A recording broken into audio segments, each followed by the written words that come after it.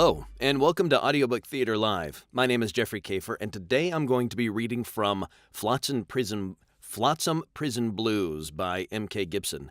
This is number 2 in the Technomancer series. It's a sequel to Beat the Devil.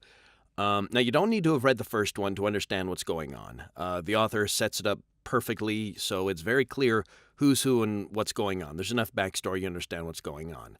So this is the Technomancer series. It's an urban futuristic comedy, kind of a western even, that can really only be described as Shadowrun, with demons, golems, whiskey, cigarettes, and Star Wars jokes. Okay, all that aside, Salem, our hero again, has been targeted by an unknown assassin, and his vault, where he keeps some special stuff, has been robbed.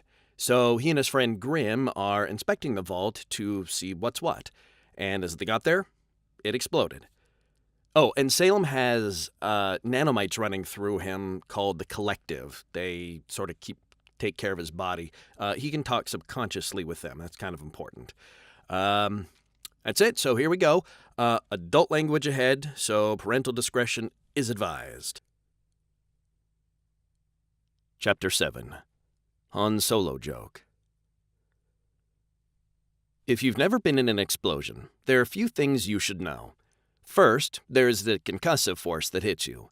The best way to describe it is the force of the blast rockets through your mouth, into your lungs, down your spine, and out your asshole.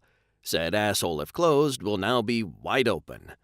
Next, you lose control of your body as the following shockwave knocks you tits over tea kettle. As the blast envelops you, the force squeezes your guts like a tube of toothpaste. If the G-force is high enough, it will rupture your eardrums, pulp your eyes, and kill you. If not, you pray that your guts and blood go back to normal and you don't develop an embolism. Oh, and after all that comes the shrapnel and debris flying in all directions. At Mach 2.0, go fuck yourself. The fact that I was thinking about the ins and outs of explosions meant one thing. Holy shit, I'm not dead, I said to myself as I mentally rebooted and took stock. The blast had shot me backwards up the stairs and into Grim. My new shields had kicked in immediately, which locked me up, effectively and literally turning me into a human shield and protecting Grim from the blast. We had landed in a pile of sludge and garbage. It took me a moment to find my bearings and for the ringing in my ears to stop. Even though my eyes were open, I seemed to be blind. Collective, is everything okay? Affirmative, host. Concussive force performed only minor... I seem to be blind. Collective, is everything okay? Affirmative, host. Concussive force performed only minor internal injuries and heat burns. Healing has begun. Why am I blind? Host utilized night vision prior to explosion. Excessive light was detrimental. In other words, it's my own damn fault. Affirmative. I heard and felt a groan beneath me. I patted around behind me as I rolled to the side.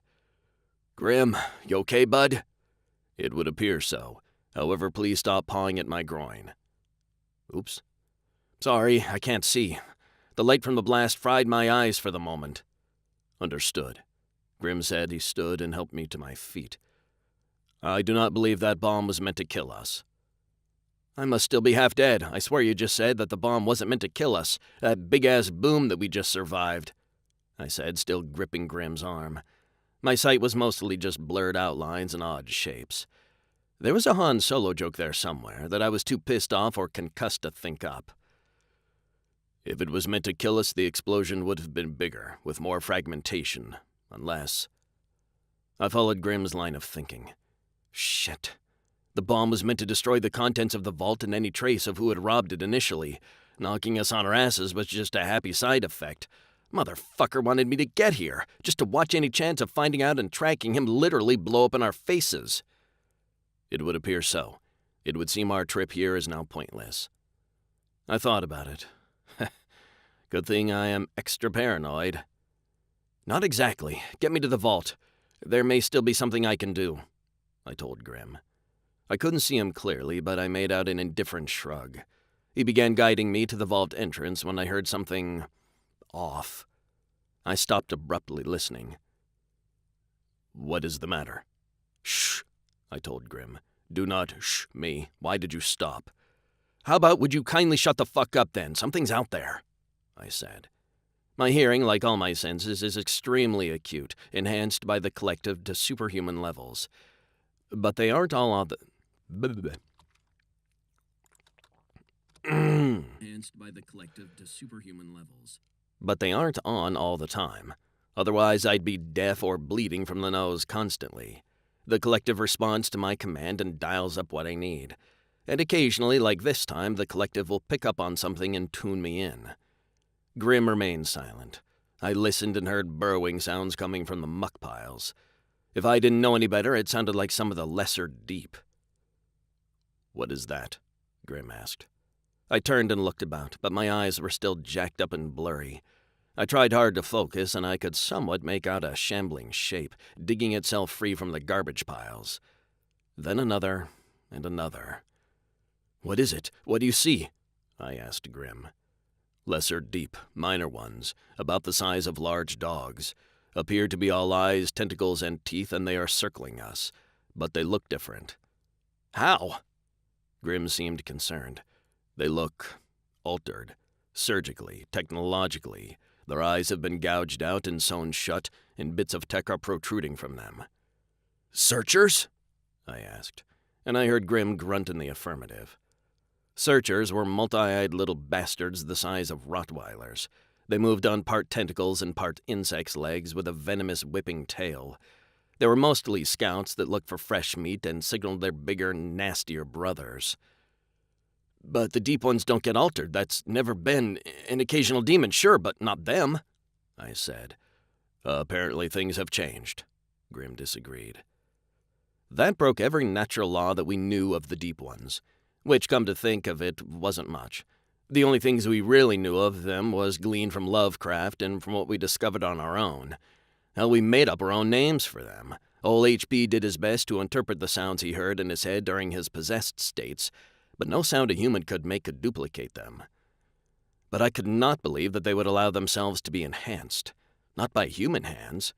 They were simply pure hate for all living things, and ever since G-Day that meant humans and demons alike.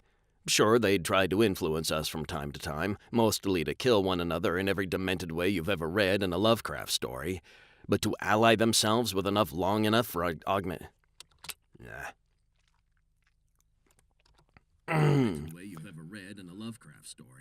But to ally themselves with anyone long enough for augmentation? That had never been done. The Bible said that when God created the world, he came over the face of the deep and created light. We believe that was what drove them back into the dark places of the world. The oceans, the mountains. The light was our only protection from them, our salvation, our last gift from God. And of course that would be the perfect time for my eyes to get worse. "I must have fried my eyes worse than I thought," I told Grim. "Everything seems to be getting darker. The bomb take out the sunlights?" "It is not your eyes. It is actually growing darker." "In the middle of the day?" I asked. "Yes." "Any chance there's an eclipse?" I asked hopefully, but I knew the answer. "None," Grim responded. "So, on the ultimate scale of badness, Wes Anderson movies, how fucked are we? Bottle Rocket? Steve Zissou?" "These searchers are emitting darkness from their implants. They are literally making it darker, negating the sun lamps and enhancing existing shadows." "Damn. We're Moonrise Kingdom fucked." "Apparently. Any idea how?" I asked. "I am not the technomancer. You tell me." I racked my brain for a moment. Then I had a thought. Damn, I wished my eyesight was back. "The darkness, does it look like nightfall or does it look dim?" "Dim. Why?" "Photonic inhibitor, then.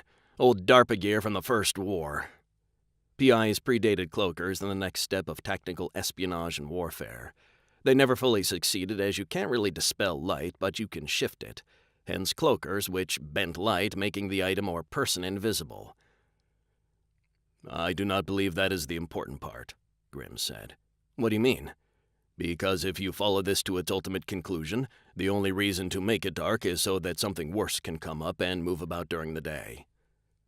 That was when I heard the sounds. Sounds of earth being ripped and shredded, followed by a large nasal snuffling sound. Oh, shit. Threshers. Fuck. Oh, fuck. I hear them coming. Quick, get us to the vault door. What about the bomb? Will there not be a fire in the vault? Grim asked. Bastard sounded chill as always. Fire suppression unit. Now guide me there. We need cover now. I'd rather burn than be caught in the open by threshers. I could hear the snuffling sound getting louder. Rather than guiding me in an awkward stumble, Grim just picked me up and threw me over his shoulder like I was a child. I frequently forgot how strong he was. At a full run, he sprinted to the vault door and leaped over a searcher. I can only assume he did because he felt us go up suddenly. I actually felt us up. To the vault door and leaped over a searcher. I can only assume he did because I felt us go up suddenly, and then we landed so hard that my balls retreated into my body. I felt us go down the stairs of my vault. I could smell the residual plastic explosives from the bomb and the halon from the suppression unit. Grim dropped me inside the vault at the base of the stairs. Are you okay? Grim asked, his face close to mine. My aching balls aside, I told him I was. My eyes were clearing. The collective was hard at work repairing my fried retinas. I made out Grim's face, his widow's peak of jet-black hair tied back in a ponytail, the battered old gaucho Stetson hat he wore, and his metallic gray eyes. But more importantly, I saw the searcher that followed us down the stairs and the thresher behind it walking freely in the cloud of darkness from the searcher's tech. Threshers were horrid abominations. Taller than a man, the pale-fleshed, hunched-over humanoid sniffed the air looking for us. It had scythe-like reverse-jointed bones for its back legs, 4 tentacle-like forearms, complete with suckers and claws, designed for grabbing an opponent, while a second set of stunted, sharp abdomen bone-bladed arms rent them alive. Hence, threshers. The head was a misshapen mess of teeth, antennae, and a large nasal opening. The head was a misshapen I already said that, didn't I? Teeth, antennae, and a large nasal opening. Threshers have no perceptible eyes. They perceive the world from their heightened smell and hearing. Down! I yelled, pulling Grim's head aside as I drew my blaster and fired over Grim's shoulder. 2 rounds in the thresher and another 2 in the searcher. Your eyes. Better, I assume? Yeah. Instead of a big dark blur, I see a big light blur. Ha! There's the Han Solo joke. Still got it. And there you go. That is part of Flotsam Prison Blues by MK Gibson, narrated by me, coming soon from Audible. My name is Jeffrey Kafer, and this has been Audiobook Theater Live. See you next time.